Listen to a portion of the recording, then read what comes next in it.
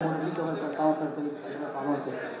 और MP communities के लिए बहुत फर्टाइल लैंड है और यहाँ पर जिस तरह से खेती होती है और जिस फॉर्मेट में खेती होती है और किसानों को जिस तरह से प्रोत्साहित किया जाता है वो काबिल तारीफ है। एमपी मॉडल की चर्चा हम लोग आमतौर पर करते हैं और कॉटन की जब हम बात करते हैं तो कॉटन के बहुत सारे बाय प्रोडक्ट्स हैं और हम कॉटन सीड ऑयल की बात कर रहे हैं, ऑयल की बात कर रहे हैं।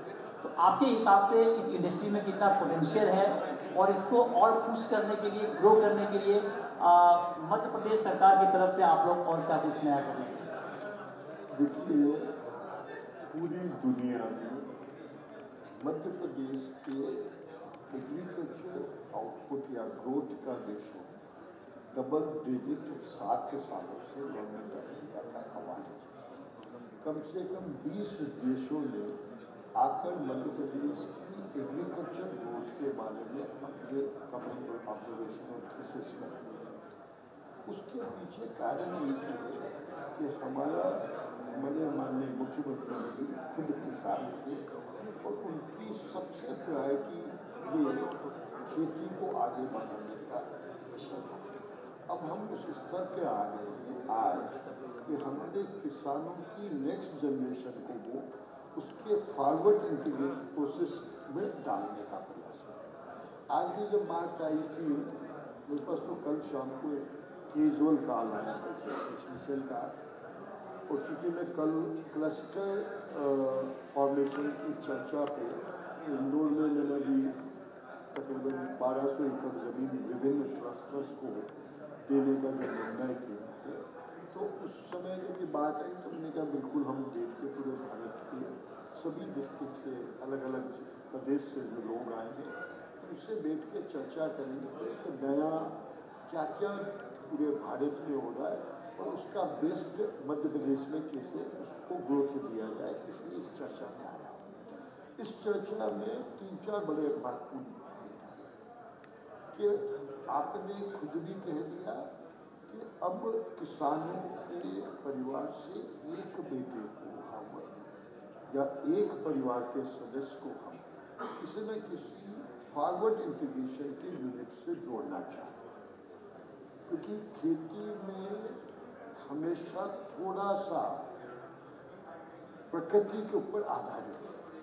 आप नेचर में कब बरसात ज़्यादा होगी, कम होगी, क्या होगा, ये वेदर कैसा रहेगा, ये कई चीज़ें किसी भी व्यक्ति के हाथ में है। अभी हमारा साइंस एंड टेक्नोलॉजी डिपार्टमेंट ने उतना कंट्रोल नहीं किया। हम लोग पीछे एक बार तकरीबन 10-12 साल पहले माननीय मोदी जी ने एक सोम यज्ञ कराया था और उनने रेनफॉल का फोरकास्ट करवाया था उस यज्ञ के माध्यम से, और मैंने उनके 2 साल के वो डाटा भी देखे थे। 85% तक एक्यूरेसी ऑफ द रेनफॉल आया था उसमें, लेकिन हम अभी उसको और रिफाइन करने की शायद जरूरत महसूस कर रहे हैं। ऐसे कुछ प्रोसेस करेंगे, लेकिन एक बात तो पक्की है कि हम धीरे धीरे हमारे हर एग्रीकल्चर प्रोडक्ट भारत के सबसे ज़्यादा हर्ब्स जो एक्सपोर्ट हो रहे हैं रा फार्म में, उसको प्रोसेसिंग हमने मेडिसिनल बोर्ड बनाया। तो मेडिसिनल बोर्ड हर हर्ब्स को मेडिसिन में कन्वर्ट करके उसको इंटरनेशनल मार्केट के लिए सपोर्ट कर रहा है। हमने उस पर भी चर्चा की। हमारे शक्ति नीरज की मंडी एशिया की सबसे बड़ी हर्ब्स की मंडी है, उसमें भी हम 100-125 नई इंडस्ट्रीज हर अलग अलग हर्ब को प्रोसेस करके उसे कैसे इंटरनेशनल मार्केट में दें, उस पर हमने डिपार्टमेंट की सब गणितों को लगाया है।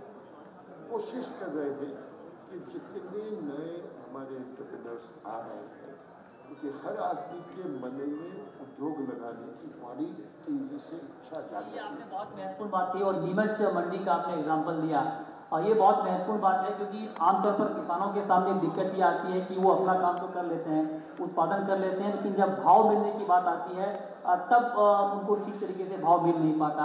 तो मैं आपसे पूछना चाहता हूँ, क्योंकि आज हम जिस कॉन्फ्रेंस में बैठे हैं इसके भी ताल्लुकात फीड इंडस्ट्री से हैं और अभी जो हाल फिलहाल में फीड को लेकर हुआ है बहुत बड़े पैमाने पर चर्चा हुई है।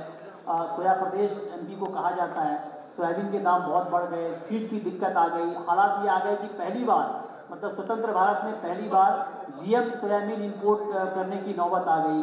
तो मैं आपसे पूछना चाहता हूँ सर कि प्राइस का बैलेंस कैसे बने और फार्मर को ये सोचना ना पड़े कि उनको कैसा भाव मिलेगा उनके उत्पाद का। इसको लेकर कुछ नया मैकेनिज्म, हालांकि आपने नीमच मंडी का एग्जांपल दिया, वहाँ पर आप लोग इंडस्ट्री को एस्टेब्लिश कर रहे हैं, बहुत अच्छी बात है। और क्या कुछ पहल होना चाहिए आपके हिसाब से, या आप लोग कर रहे हैं?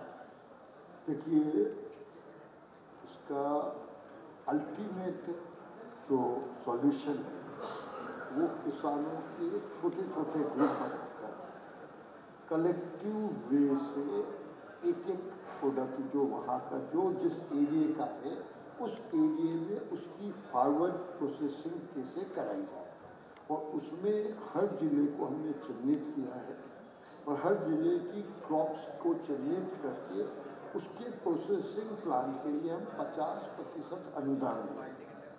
ये पूरे भारत में सबसे ज़्यादा मध्य प्रदेश में है। उसके अलावा हम मार्केटिंग सपोर्ट के लिए भी एक्सरसाइज करी है, और अभी गवर्नमेंट ऑफ इंडिया ने नाबार्ड को भी ये कहा गया है कि कोई भी एग्रो प्रोडक्ट को फॉरवर्ड प्रोसेसिंग करके देगा तो उसमें पूरा मार्केटिंग में इंडिया में ही नहीं इंटरनेशनल भी सपोर्ट करेंगे। टेक्नोलॉजी के लिए हमने पूरी CSIR की 36 लैब है गवर्नमेंट ऑफ इंडिया की। जब पिछले बार technology science and technology minister doctor Harshvardhan ji Bhopal आए थे, तो हमने एक एग्रीमेंट साइन किया था मध्य प्रदेश की MSME डिपार्टमेंट में कि सभी 36 की 36 लैब जिस प्रोडक्ट पे सुपर स्पेशलाइजेशन करती है उसकी टेक्नोलॉजी MP के यंग एंटरप्रेन्योर को दे।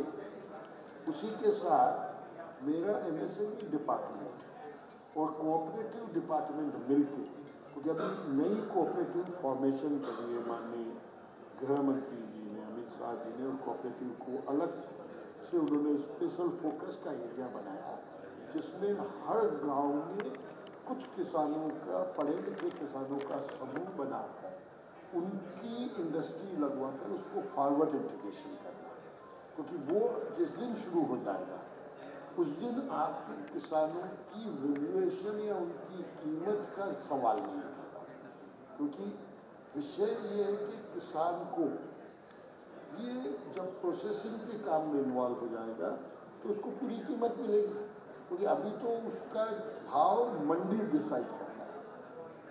बाद में उसका जब वो प्रोसेसिंग कर लेगा तो उसका एक्सपोजर पूरी दुनिया से हो जाएगा। जब पूरी दुनिया से हो जाएगा तो वो अपना रेट भी तय कर पाएगा, तो वो उसकी होल्डिंग कैपेसिटी भी होगी।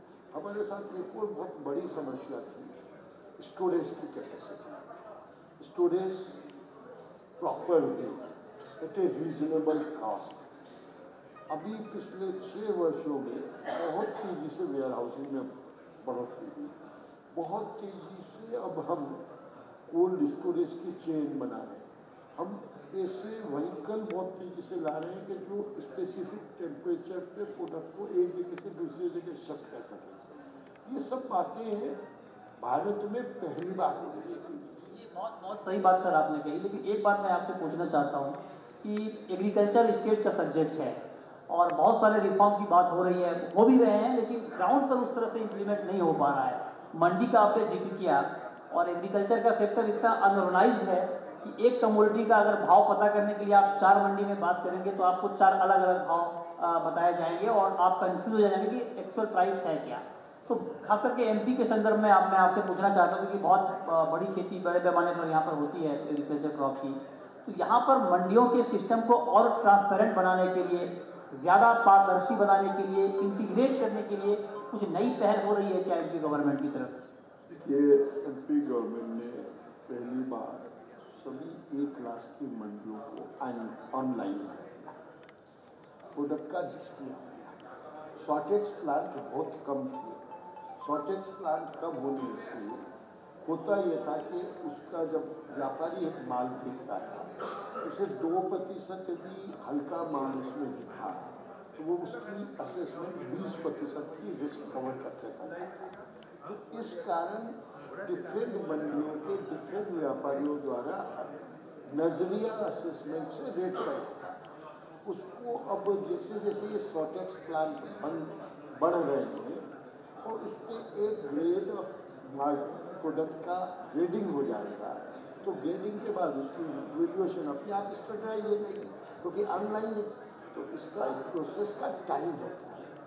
हमारे देश में पहले की सरकारों के बारे में अगर उनने समय रहते हुए ये कर लिया होता तो किसानों की ये हालत खराब नहीं हुई, क्योंकि अगर बिना सॉटेक्स प्लांट आप कैसे असेस करोगे कि कितने प्रतिशत है?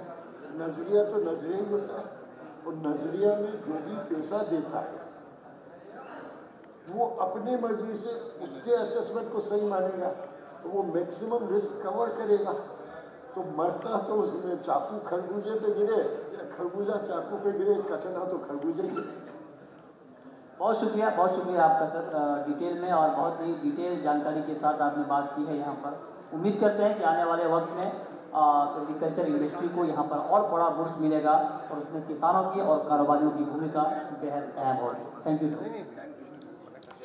चलिए साहब, बढ़िया, नाइस मीटिंग। सुभाष जी से कभी